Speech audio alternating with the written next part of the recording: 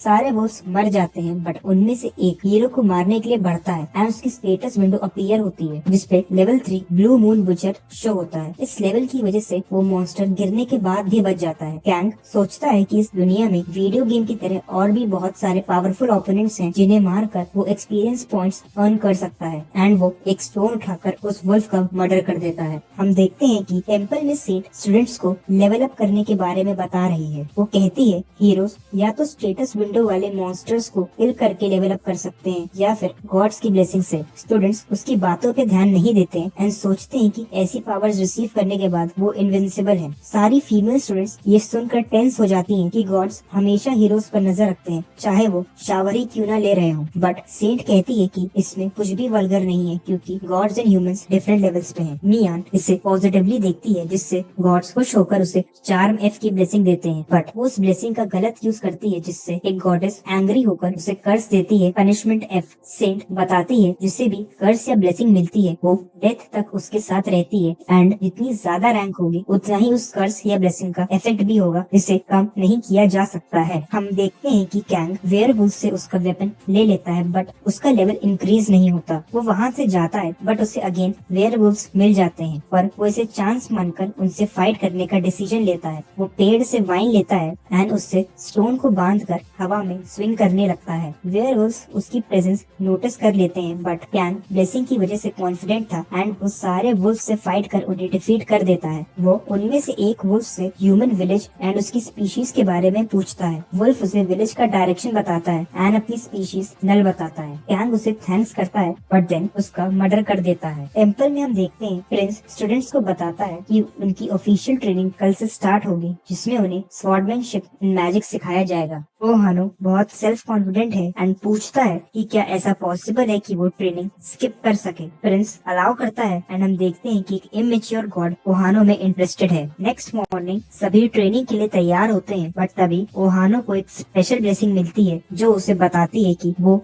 Special hero है and केवल वो ही इस ब्लेसिंग को देख और फील कर सकता है। हानो ट्रेनिंग स्किप कर सिटी के मर्सिनरी गिल्ड में खुद को रजिस्टर करने चला जाता है। वहाँ उसे एक रेड हेयर मर्सिनरी मिलती है जो उसे वार्न करती है कि ये बहुत डेंजरस है एंड उसे वापस घर जाने को कहती है। हानो को लगा कि ये मर्सिनरी कोई प्रिंसेस है जो डिस्गाइज में आई है एंड वो उसे अपनी टीम ज्वाइन करने के लिए इनवाइट करता है। इमेच्योर गॉड ये देख हंसते हंसते पागल हो रहा था। आगे हम देखते हैं कि कैंग और भी वुल्फ से फाइट कर उन्हें डिफीट करता है एंड उसे पता चलता है कि ह्यूमन विलेज वेस्ट में है। कैंग को कुछ वॉइसेस सुनाई देती हैं। वो जब थोड़ी दूर जाता है तो उसे एक मर्सिनरी वुमन एंड 2 स्वॉर्ड्समैन दिखते हैं। वो उनकी लैंग्वेज समझ नहीं पाता एंड वो लेडी उस पर अटैक कर देती है। कैंग तभी नील करता है एंड उनके सामने सरेंडर कर देता है। कैंग उनके साथ ट्रैवल करने लगता है एंड वो उन्हें जेस्चर्स से अपना नाम बताता है बट वो उनकी बातों से और कुछ भी नहीं समझ पा रहा था। कैंग को लगा कि उससे बहुत फ्रेंडली लोग मिले हैं बट गॉड इससे खुश नहीं होता है क्योंकि कैंग आउटसाइडर की तरह बिहेव नहीं कर रहा था एंड वो उनसे ऐसे बात कर रहा था जैसे वो उसके फ्रेंड्स हों। कैंग गॉड के मैसेजेस पर ध्यान नहीं देता है एंड जेस्चर्स से उन लोगों का नाम जान लेता है। उनमें से एज में सबसे बड़े वाले मर्सिनरी का नाम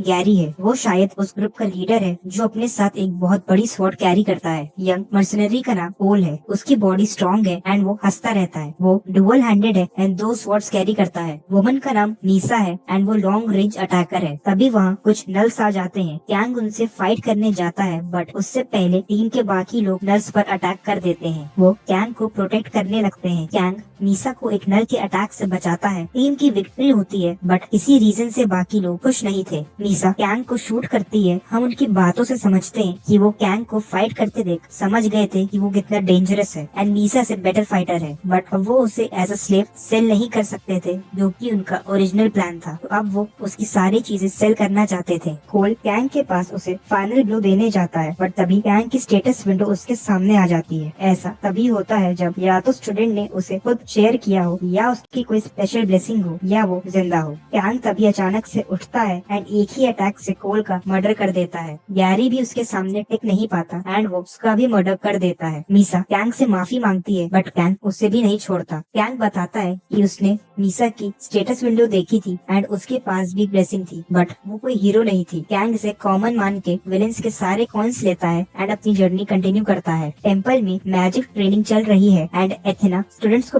बताती है कि मैजिक सीखने के लिए सबसे ज्यादा इम्पोर्टेंट टैलेंट है, जो कि blood line and educational connection से आता है एंड उसके स्टूडेंट्स बनकर वो सब उससे कनेक्टेड हो सकते हैं। यूबोरा एथेना से पूछती है कि जिसके पास ये दोनों नहीं है क्या वो भी मैजिक सीख सकता है, जिस पर एथेना इसे पॉसिबल बताती है एंड उसे अपना फर्स्ट स्टूडेंट बना लेती है एंड उसे मैजिक ओथ लेने को कहती है। यूबोरा को रैंक सी की ब्लेसिंग मिलती है। हम जान पाते हैं कि अगर किसी के पेरेंट्स या टीचर के पास मैजिक की ब्लेसिंग नहीं है तो वो विजर्ड नहीं बन सकता। एथेना बताती है कि एक एवरेज मैजिशियन ब्लेसिंग का यूज करता है एंड इसे व्हाइट मैजिक कहते हैं। वहीं ब्लैक मैजिक वो है जिसमें मैजिशियन अपनी बॉडी को हील्ड की तरह यूज करता है एंड उसके पास कोई ब्लेसिंग नहीं होती। हमारा हीरो कैंग विलेज पहुंच चुका है एंड वो गाइड को ब्राइब कर विलेज में एंट्री ले लेता है। वो बिल्डिंग ओनर को भी ब्राइब करता है एंड रेस्ट करने चला जाता है। हम देखते हैं कि बाथरूम में वो अपनी बॉडी पे से ब्लड को नहीं हटा पा रहा था, जिससे गॉड एक मिस्ट्री बताता है। कैंग के रूम के बाहर उसे किसी की वॉइस आती है जो उसे समझ आती है। वो सोचता है कि ऐसा कर्स की वजह से है एंड इसका मतलब बाहर कोई एनिमी है। वो अपना वेपन हाइड कर डोर ओपन करता है एंड देखता है कि विलेज चीफ उससे मिलने आए हैं। वो ये देखने आया था कि उसके विलेज में कौन फॉरेनर आ गया है। वो उसकी स्टेटस विंडो देख सकता था एंड कैंग को एडवाइस करता है कि उसे अपनी स्टेटस विंडो हिडन रखनी चाहिए। चीफ को लगा कि विलेज में एल्फ स्पाई है क्योंकि उनकी हिस्ट्री एल्फ से अच्छी नहीं थी। वो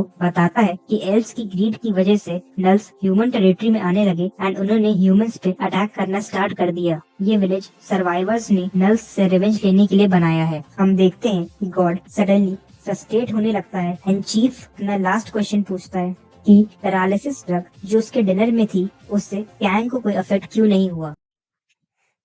इसी के साथ गाइस ये पार्ट यहाँ पर एंड होता है। तो वीडियो को लाइक शेयर सब्सक्राइब जरूर कीजिएगा और किसी को भी अगर मेरी इस सीरीज या फिर दूसरी सीरीज का कोई पार्ट नहीं मिल रहा है तो वो जाकर प्लेलिस्ट पर चेक कर सकता है। प्लेलिस्ट का लिंक डिस्क्रिप्शन में मिल जाएगा और मिलते हैं नेक्स्ट पार्ट।